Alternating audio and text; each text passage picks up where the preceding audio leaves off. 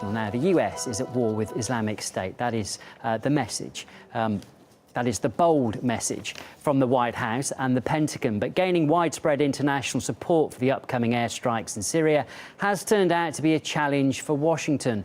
Turkey, which shares borders with Syria and Iraq, is now a stumbling block for the US. The country's refused to allow the use of its air bases to conduct strikes on the jihadists. After leaving Ankara empty-handed, the US Secretary of State is now in Cairo seeking to win support from Arab partners there. President Barack Obama's outlined a plan for defeating Islamic State militants that depends on international support. We have to use our power wisely, and we have to avoid the mistakes of the past. American military power is unmatched, but this can't be America's fight alone. And the best way to defeat a group like ISIL isn't by sending a large number of American combat forces to wage a ground war in the heart of the Middle East. That wouldn't serve our interests. In fact, it would only risk fueling extremism even more. So far, France has agreed to carry out strikes in Iraq, but not Syria, while America's closest ally, Britain, is still undecided about any kind of military involvement. Well, John Kerry has managed to enlist the support of 9 Arab states.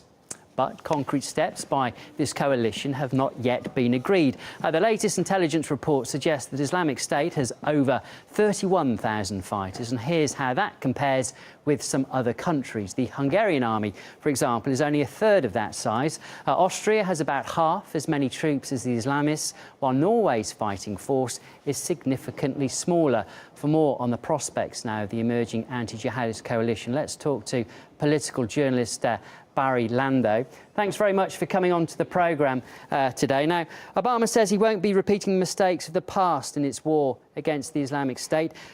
What does he mean by that, do you think, and is it possible?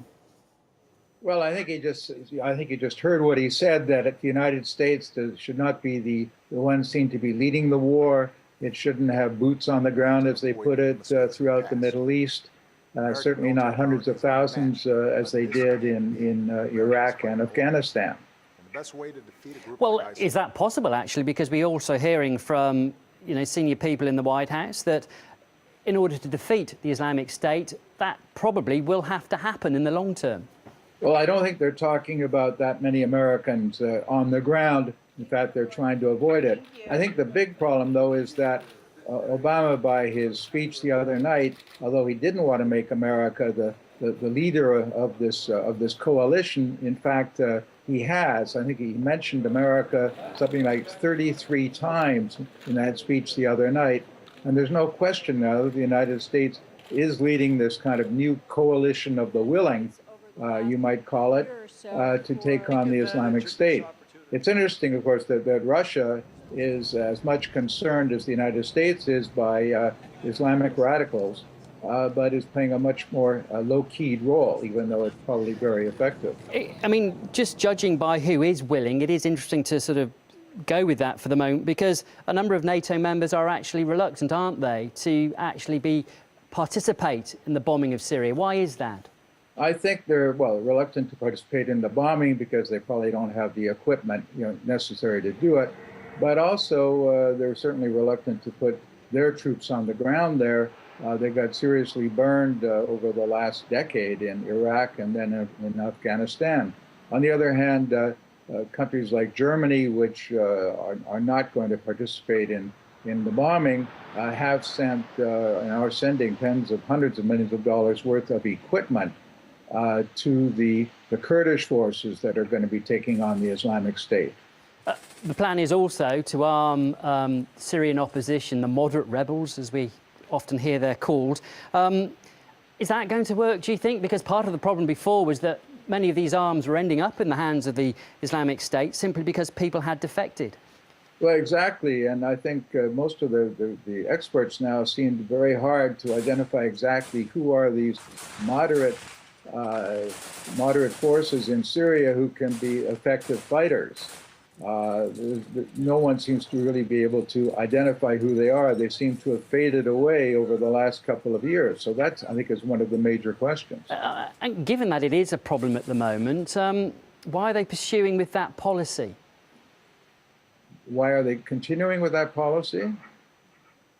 Yeah, sorry, absolutely. Why do they continue to decide to arm the Syrian opposition if in the past it's proved to have been a problem? What's the logic behind it? I have no idea. They may have no other option that they can present, but it's an extremely weak one for the reasons I've just said, that no one quite knows who this Syrian opposition really is. Has it surprised you that Iran hasn't been involved in this? Quite clearly, the White House has decided to leave it out of the negotiations, but Iran has always said it is against Islamic State, and it could actually be quite a key player here, couldn't it? I totally agree. I was actually surprised to see John Kerry actually telling the French, basically telling the French that he who would like to see Iran part of this whole coalition, telling that he doesn't want Iran, or the United States doesn't want Iran to be part of it, at least not publicly. I'm willing to bet that behind the scenes there is a lot of cooperation going on now, secret cooperation going on between the United States and Iran, though, in taking on the Islamic State. OK, fascinating insight. Thanks very much. We've run out of time, but that was a political analyst and journalist, Barry Lando. Thank you. My pleasure.